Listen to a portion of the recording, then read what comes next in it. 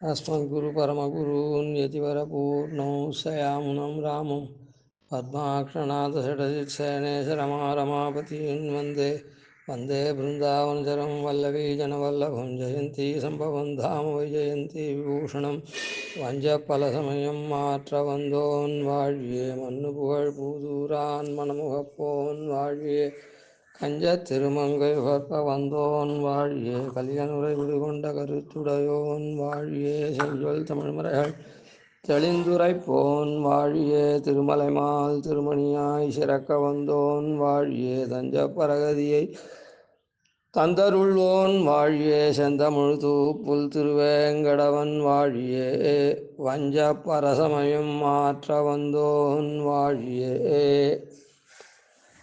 ஒன்றெனவும் பலவெனவும் தோற்றுகின்ற உலகெல்லாம் ஒரு பிரமம் தானேயாக்கி நன்றெனவும் தீதனவும் பிரிந்த எல்லாம் நன்றன்று தீதன்றே என நவினார் கன்றும் மலர் பசு மலராகி நின்றே கன்றாகி பசுவாகி நின்ன வண்ணம் இன்று மறை மாட்டுக்கோர் இடையனான ஏகாந்தி சைந்திட நாம் அம்பினோமே.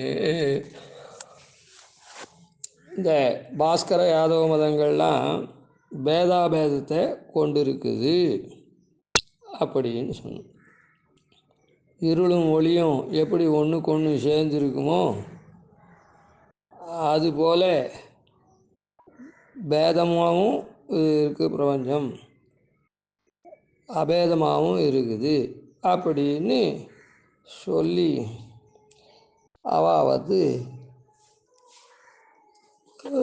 லோகத்தில் வீணர்களாக ஆயிடுறா, அறிவற்றவர்களாக லோகாந்த வீணராக ஆயிடுறா அப்படின்னு பூர்வ பாட்டில் சொன்னார். இந்த பாட்டில் முடிவு பாட்டில் இந்த மாதிரி சாய்க்கிறார். இதுக்கு பதார்த்தம் சேவிப்போம். ஒன்றெனவும் பலவெனவும், ஒன்று எனவும் ஒரே வஸ்து அப்படின்னு சொல்லும்படியாகவும், பல எனவும் பல வஸ்துக்கள் என்னும்படியாகவும், தோற்றுகின்ற பிரகாசிக்கிற உலகெல்லாம், இந்த உலகம் முழுவதும் ஒன்றுன்னு சொல்லலாம். வேற வஸ்து பல வஸ்துக்களும் சொல்லலாம். அப்படி ஒரு பிரமம் தானேயாக்கி ஒரு பிரம்மஸ்வரூபமாகவே கல்பித்து, இந்த உலகம் மொத்தத்தையும் பிரம்மஸ்வரூபமாகவே அவள் கல்பிக்கிறாள். நன்றெனவும் தீதனவும்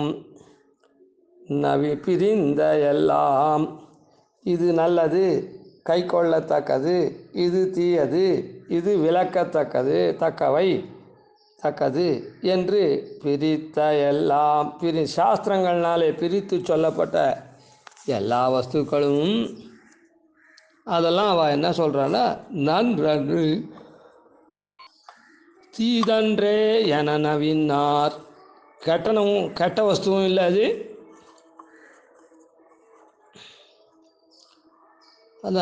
அதான் நன்றன்று, சிறந்த வஸ்துவும் இல்லை, தீதன்றே கெட்ட வஸ்துவும் இல்லை அப்படின்னு தம் மதத்தை பாஸ்கர யாதவர்கள் கூறுகிறார்கள்.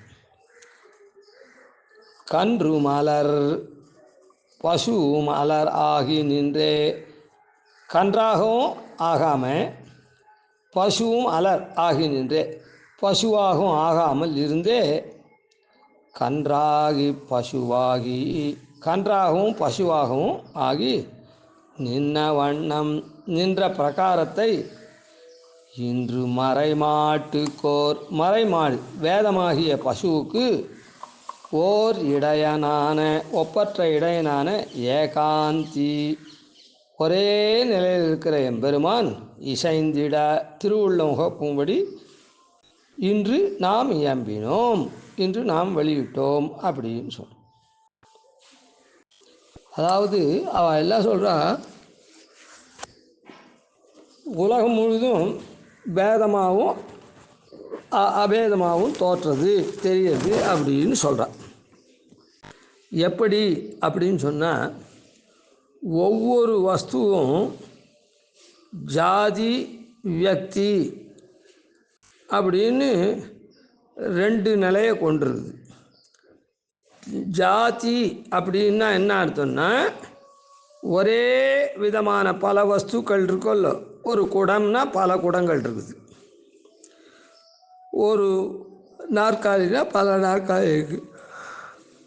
அப்போது இந்த ஜாதின்றது ஒரே விதமான பல வஸ்துக்களில் தொடர்ந்து நிற்கக்கூடிய தன்மை. இதில் என்ன தன்மை?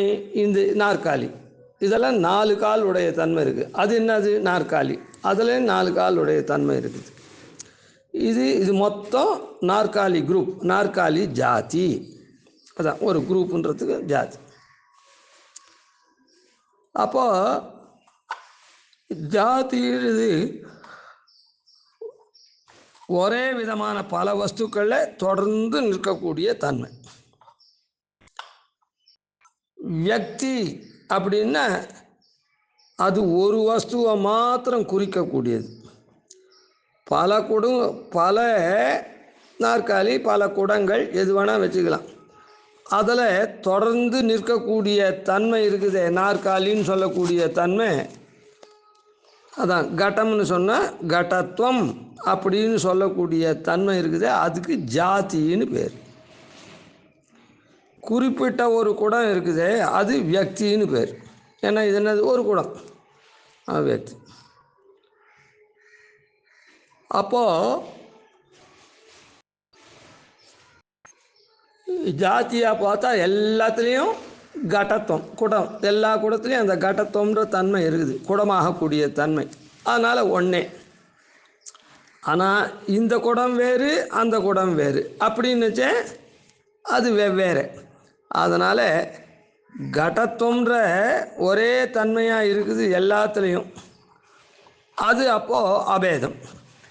இது என்னது? ஒரு குடம். அது என்னது? அது வேறு ஒரு குடம் அப்படின்னுச்சே அது என்ன ஆகுது? அந்த தனித்தனி வியக்தியாக இருக்கிற இடத்துல அது அபேதம், பேதமாக இருக்குது. அது ஒவ்வொரு குடமும், இது ஒரு குடம், அது ஒரு குடம், இன்னொன்று ஒரு குடம் அப்படின்னு பேதமாக இருக்குது.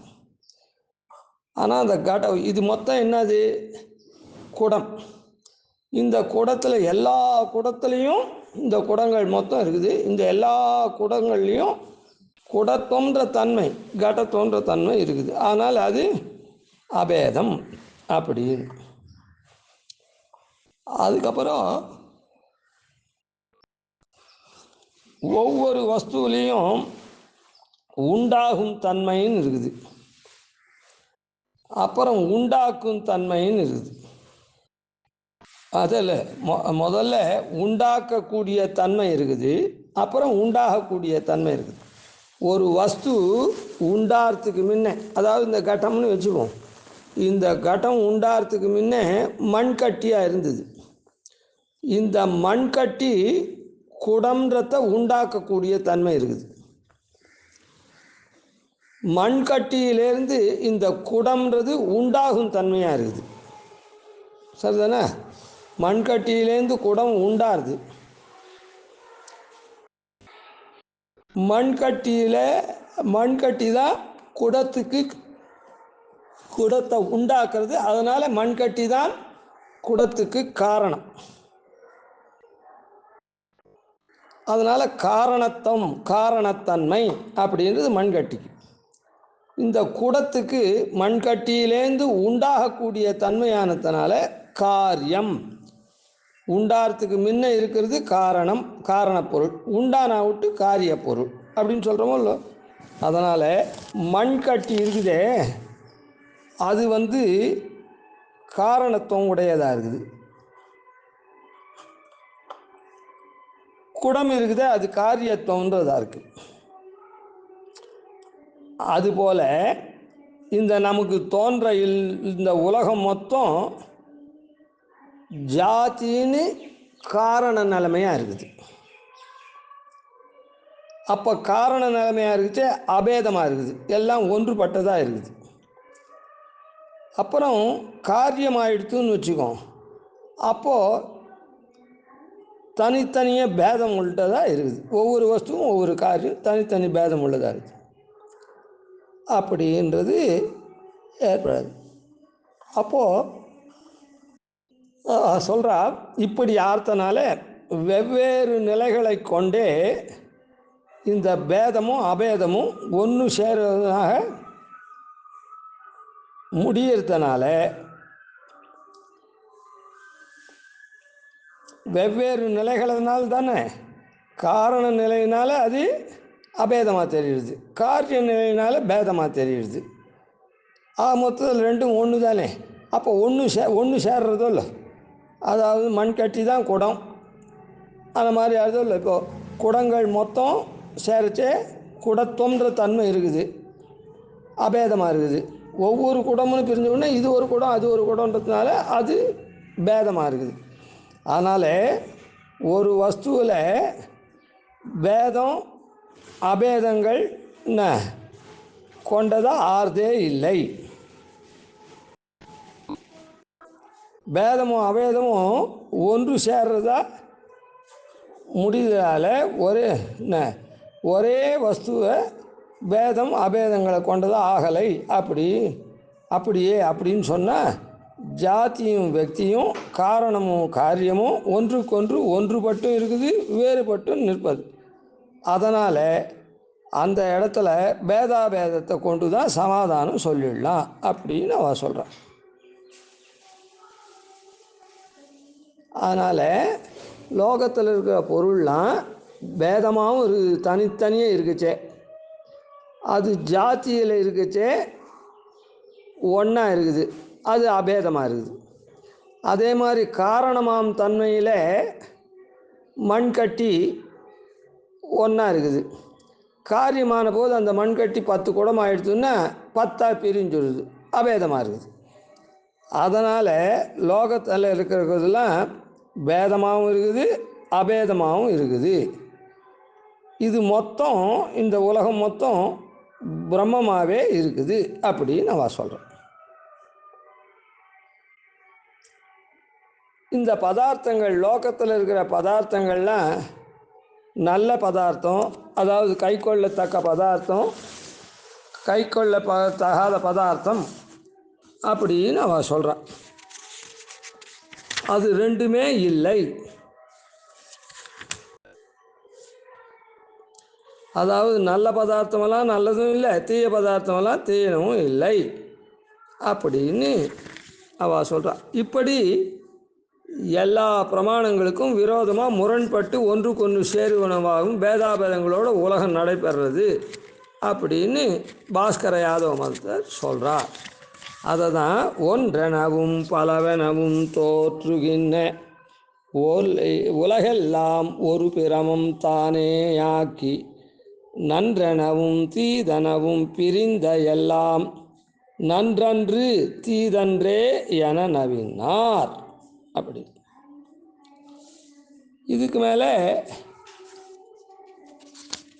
நம்ம மதத்தை பற்றி சொல்கிறேன்.